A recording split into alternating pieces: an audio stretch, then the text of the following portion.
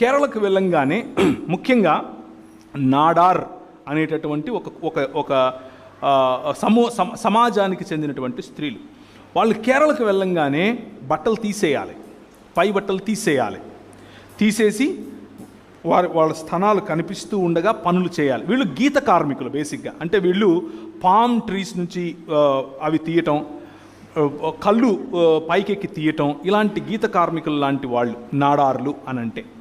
వీళ్ళు Charles Mead గారి యొక్క పరిచర్యకు ఆకర్షితులయ్యారు. చార్ల్స్ మీడ్ గారు చర్చ్ మిషన్ సొసైటీ అనేటటువంటి ఒక ఆర్గనైజేషన్కు చెందినవారు.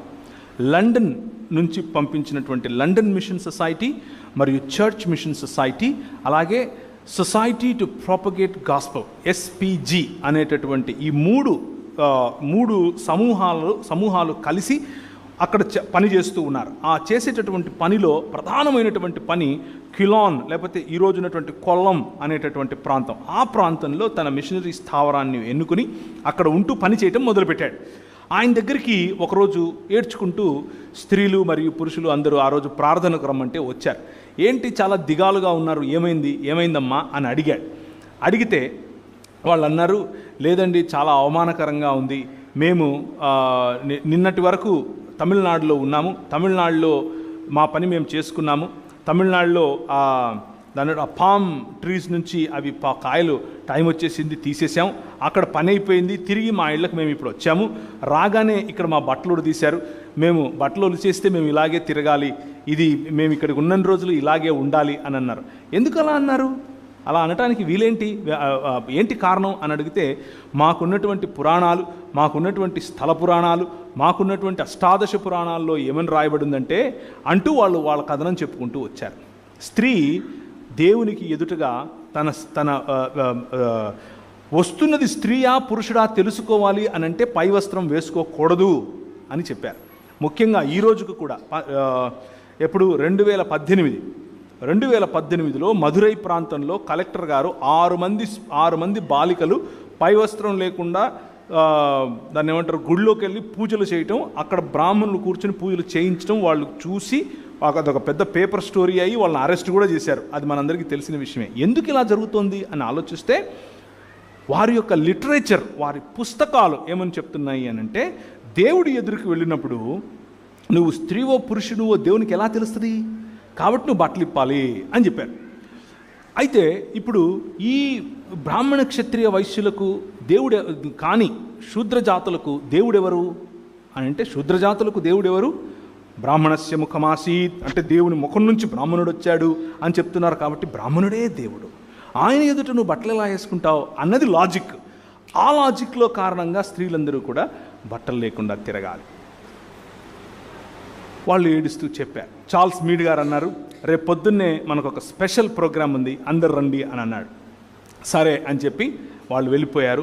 రేపు పొద్దున్నే అందరూ వచ్చారు, అందరూ లైన్లో నిలబడ్డారు. చార్ల్స్ మీడ్ గారు బయటకు వచ్చారు, పుస్తకం తీసుకుని, అందుకే బైబిల్ తీసుకుని అన్నారు, దేవుని వాక్యం చెప్తోంది, ప్రతి స్త్రీ మరియు ప్రతి పురుషుడు దేవుని స్వరూపము మరియు దేవుని పోలిక చొప్పున సృజింపబడ్డాడు. ఎవరు తక్కువ కాదు, ఎవరు ఎక్కువ కాదు. ఈ రోజు నుంచి మీరు జాకెట్లు వేసుకుంటారని చెప్పి అందరికీ జాకెట్లు పంచిపెట్టాడు. అందరికీ జాకెట్లు పంచిపెట్టంగానే వాళ్ళు జాకెట్లు వేసుకోవడం మొదలుపెట్టారు. వాళ్ళు జాకెట్లు వేసుకోవడం మొదలుపెట్టగానే ఆ స్థానికంగా ఉన్నటువంటి ఈ కులోన్మాదులు, మతోన్మాదులు, లేకపోతే అహంకారం కలిగినటువంటి వారు ఏం చేశారంటే నాయరు అనే సమాజాన్ని పిలిచారు. నాయర్ అనే సమాజాన్ని పిలిచి నాయరులకు అని చెప్పారు, అరే క్షత్రియ జాతి ఇప్పుడు ఎక్కువగా లేదు కాబట్టి మీరే ఇప్పటి నుంచి క్షత్రియులు రా, ఇదిగో కత్తులు తీసుకోండి, వెళ్ళండి, దొరికినట్టు తెగ నరకండి. ఏం నరకాలి? స్థనాలు, వక్షాలు నరకాలి, వక్షోజాలు నరకండి. ఎందుకు అనంటే వాళ్ళకంత ధైర్యమా, వాళ్ళకంత అంత కొవ్వా, మా ముందు వాళ్ళు బట్టలు వేసుకుంటారా? మనం ఇప్పుడు ఏమనుకుంటున్నామనంటే ఇది సనాతన కాలం నుంచి వచ్చినటువంటి సాంప్రదాయం. చూసారా మా చీరలు ఎంత బాగుంటాయో, ఎంత అందంగా మేము డ్రెస్ చేసుకుంటాం. మిషనరీలు నేర్పించారు మనకు. మీరు గౌరవప్రదంగా బ్రతకటం, మనం గౌరవప్రదంగా బ్రతకటం ఈ 66 పుస్తకాలు ఉన్నటువంటి వాక్యము నేర్పించింది. దేవునికి స్తోత్రం కలుగును గాక. 66 పుస్తకాలు ఉన్నటువంటి ఈ వాక్యము మనిషిని మనిషిగా మారుస్తుంది అని చెప్పటానికి ఒక చిన్న ఉదాహరణ చెప్తున్నాను. ఆ తర్వాత నాయరు సమాజం వాళ్ళు తీసుకుని వచ్చి నాడార్ సమాజం వాళ్ళని ఒక 4 స్త్రీలు మార్కెట్లో చేపలు అమ్ముతూ దొరికారు. చేపలు, రేగిపండ్లు ఇలాంటివి పెట్టుకుని అమ్ముతూ ఉంటే జాకెట్లు వేసుకున్నారు కాబట్టి వాళ్ళని పిలిచి వాళ్ళ జాకెట్లు అందరి ముందు కత్తులతో చించేసి వాళ్ళను ఒక బులక్ కార్ట్స్ అంటే మన ఎద్దుల బండ్లకు కట్టి ఆ ఎద్దుల బండ్లతో ఊరేగించారు, బట్టలు లేకుండా, అంటే పై వస్త్రాలు లేకుండా. ఇలాగే ఉండాలి అని చెప్పారు. ఇలా ఉంటేనే మీరు ఇక్కడ బతుకుతారు, లేకపోతే మీ కర్మ అన్నారు. ఆ రోజు రాత్రి ఒక స్కెచ్ గీశారు. చార్ల్స్ మీడ్ గారి ఇంటి మీద అటాక్. మీడ్ గారి ఇంటి ఆ బంగ్లా మొత్తం తగలబెట్టారు. చార్ల్స్ మీడ్ గారు అన్నారు, ప్రార్థించుదము, ఇక్కడ నుంచి పారిపోవుదము. నో. మిషనరీ ఉద్యమం ఎలా జరిగింది? ఈ 66 పుస్తకాలు ఉన్నటువంటి వాక్యము, ఈ దేవుని వాక్యము ఒక శక్తిగా ఎలా పనిచేసింది. చార్ల్స్ మీడ్ గారు అంతటితో వదలలేదు. దాన్ని మొత్తం కవర్ చేశారు. దాన్ని మొత్తం విలేకరుల ద్వారా కవర్ చేయించి పేపర్లలో ప్రింట్స్ వేయించారు. ఆ ప్రింట్స్ ఇక్కడ కాదు, లండన్లో కూడా వెళ్ళాయి. ఎక్కడెక్కడైతే బ్రిటిష్ సామ్రాజ్యం విస్తరించిందో అన్ని చోట్ల భారతదేశంలో ఇటువంటి భయంకరమైనటువంటి యాంటీ హ్యూమానిటేరియన్, మానవులకు వ్యతిరేకమైనటువంటి లాస్ ఉన్నాయి, చట్టాలు ఉన్నాయి అని చెప్పుకుంటూ ప్రతి చోట అవి పబ్లిష్ చేయబడ్డాయి. లండన్ హౌస్ ఆఫ్ కామన్స్ అంటే ఈరోజు మనకు ఉన్నటువంటి ఢిల్లీలో ఉన్నటువంటి పార్లమెంట్. లండన్ హౌస్ ఆఫ్ కామన్స్లో ఎంపీలు నిలబడి మాట్లాడుతున్నారు. అందులో ఒకరు మన కోసం నిలబడేటటువంటి వారు విలియం విల్బర్ఫోర్స్ గారు. ఆయన మరియు ఆయనతో పాటు కలిసి సహచరులుగా ఉన్నటువంటి వారు, అలాంటి వారు ఎంతోమంది ఉండేవారు ఆ రోజుల్లో. దేవుని వాక్యము అనేటటువంటి 66 పుస్తకాలు ఉన్నటువంటి ఈ బైబిల్ గ్రంథము యొక్క దృక్పథము తెలిసిన వారు. ఆ దృక్పథాన్ని ఎరిగిన ఆ వ్యక్తులు ఏం చేశారు అనంటే అందరి ముందు పోరాడారు. No, the women of India are equally in the image of God. The women of India are equally beautiful in the image of God. The women of India have rights to wear what they want to wear. ఈరోజు మనకు వచ్చి కబుర్లు ఏం చెప్తున్నారు? మీరు పాశ్చాత్య సమాజం సంస్కృతిని చేసుకుంటున్నారు, పొట్టి పొట్టి బట్టలు వేసుకుంటున్నారు. మీరు అసలు బట్టలు వేయించలేదు కదా.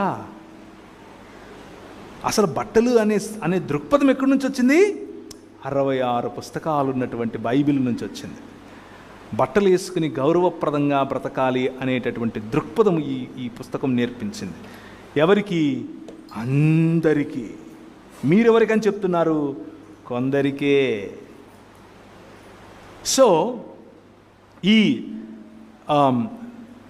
నాయర్ సమాజం వారు అలా చేసిన తర్వాత కొద్ది రోజులకు ప్రపంచమంతట్లో కూడా ఈ విషయం తెలిసిపోయింది. ఇలా జరుగుతోంది. అక్కడి నుంచి రాణి, అనగా బ్రిటిష్ సామ్రాజ్యానికి చెందిన రాణి ఒక లేఖ రాసింది ట్రాంక్ బార్లో ఉన్నటువంటి అధికారులకు.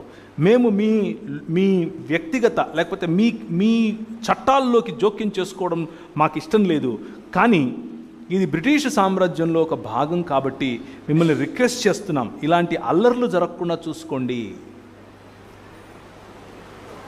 అధికారులు, బ్రిటిష్ అధికారులు ఏమంటున్నారు? పిలాతులాగా చేయగడుక్కుంటున్నారు. మాకెందుకురా బాబు ఇవన్నీ, ఏదో నువ్వు మేనేజ్ చేసుకో, ఇట్లాంటి బయటికి రాకుండా చూసుకో అని చెప్తున్నారు. కానీ చార్ల్స్ మీడ్ గారు అంతటితో వదలలేదు. చార్ల్స్ మీడ్ గారు మళ్ళీ ఒక మీటింగ్ పెట్టారు. రండి అందరూ అన్నారు. మొత్తం నాడార్ సమాజం మళ్ళీ వచ్చారు. నాడార్ సమాజానికి మళ్ళీ జాకెట్లు పంచాడు. కలర్ఫుల్ జాకెట్లు పంచాడు ఈసారి, ఎక్స్పెన్సివ్ జాకెట్లు పంచాడు ఈసారి. స్త్రీలందరూ మళ్ళీ జాకెట్లు వేసుకున్నారు, చక్కగా పూలు పెట్టుకున్నారు, చక్కగా దేవుణ్ణి ఆరాధించారు. ఇంటికి వెళ్ళారు, అగ్గి మీద గుగ్గిలంలాగా తయారయ్యారు మిగిలిన వాళ్ళు. మాకు సమానమా మీరు? How can you be equal to us? నేను నువ్వు సమానం ఏంట్రా? ఏమైనా అడుగు ఇస్తా, కానీ సమానత్వం అడగద్దు. అంబేద్కర్ గారు ఒకసారి ఇలాగే మాట్లాడారు పార్లమెంట్లో. It's recorded proof. ఆయన ఇచ్చినటువంటి స్టేట్మెంట్ ఏమిటి అని అంటే, నా జాతికి చెందిన వారికి ఉన్నటువంటి ప్రధానమైనటువంటి అంశం ఏమిటి అని అంటే, మాకు నీళ్ళు ఇవ్వండి, మాకు అన్నం పెట్టండి, మాకు భూములు ఇవ్వండి కాదు, మాకు సమానత్వం ఇవ్వండి అని అడిగారు. Where did he get that? ఎక్కడి నుంచి వచ్చింది ఆయనకు? 66 పుస్తకాలు ఉన్నటువంటి బైబిల్ గ్రంథం. The 66 books of the Bible makes you human being. నిన్ను ఒక మనిషిగా తయారు చేస్తుంది. వాక్యము యొక్క ప్రాధాన్యత ఇది. వాక్యము తెలియని వాడు పశుప్రాయుడవుతాడు. వాక్యం తెలిసిన వాడు మెల్లిమెల్లిగా మనిషి అవుతాడు. చార్ల్స్ మీడ్ గారు ఆ ప్రయత్నంలో స్త్రీలకు రావాల్సినటువంటి గౌరవాన్ని వారికి ఇచ్చాడు. నాడార్ సమాజం వారు అప్పుడు ఇంకొంచెం గొడవ జరిగిన తర్వాత మొత్తం అందరికీ ఆ చట్టం ఎత్తిపారేశారు. ఏం చట్టము? మీరు శూద్రజాతి వాళ్ళు మీరు వేసుకోకూడదు అన్న చట్టం. ఎందుకు ఎత్తేసారు అని అంటే, ఈరోజు కేరళలో ఎవరు సీఎం? మాకెందుకు బ్రదర్, ప్రార్థన చేసి మేము పరలోకం పోతాం, ఈ సీఎంలు గీఎంలు ఎంత మాకెందుకంటారా?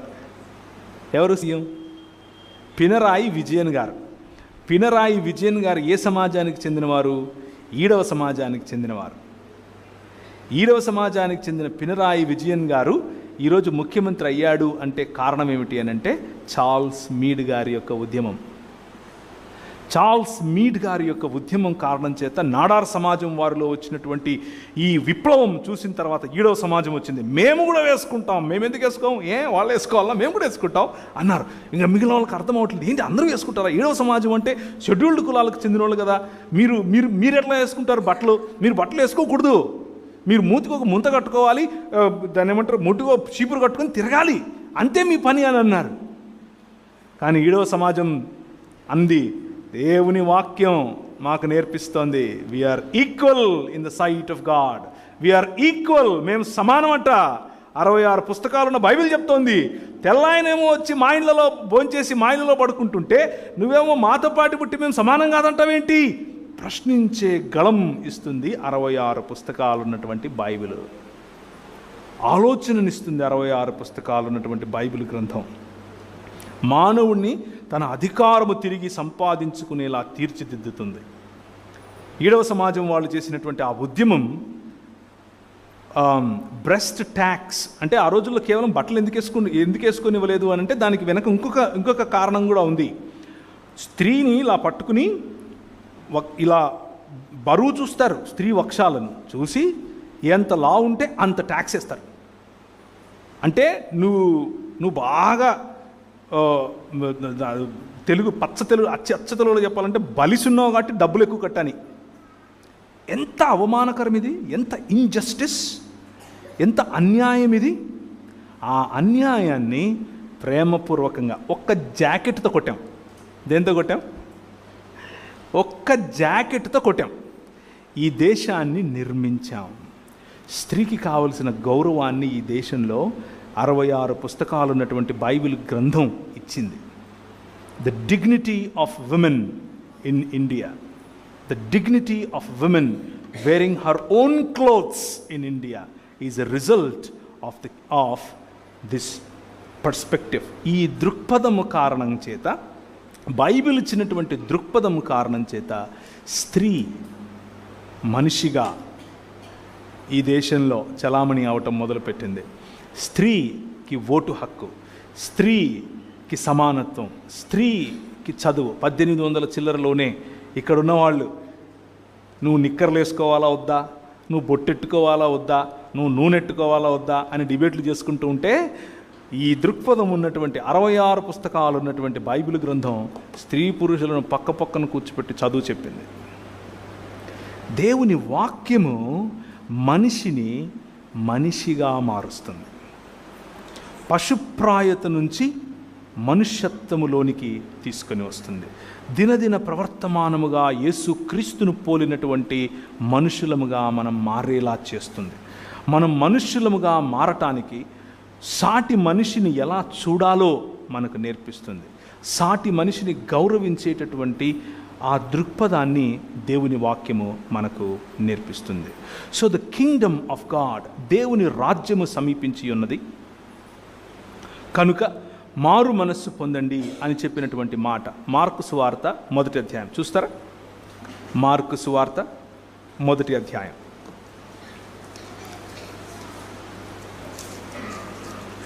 వ్రాయబడినటువంటి సువార్తలలో మొదటి సువార్త మార్కు సువార్త.